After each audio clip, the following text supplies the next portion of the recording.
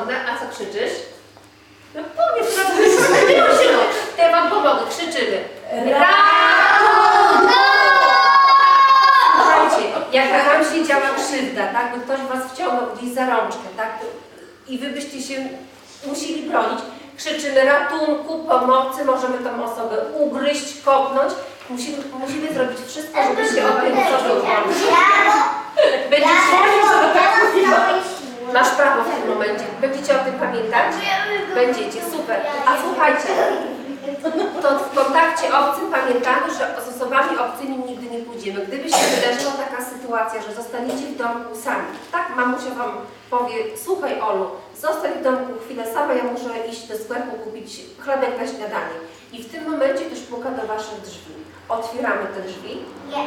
Nie, pamiętamy, że w tych drzwi... Jesteśmy duzi i patrzymy przez dziurkę. Ale wy jeszcze, to umówmy się, że wy jeszcze jesteście malutcy, tak? Jak jesteście sami w domu, to do tego domu nikogo nie wpuszczacie. Dobrze.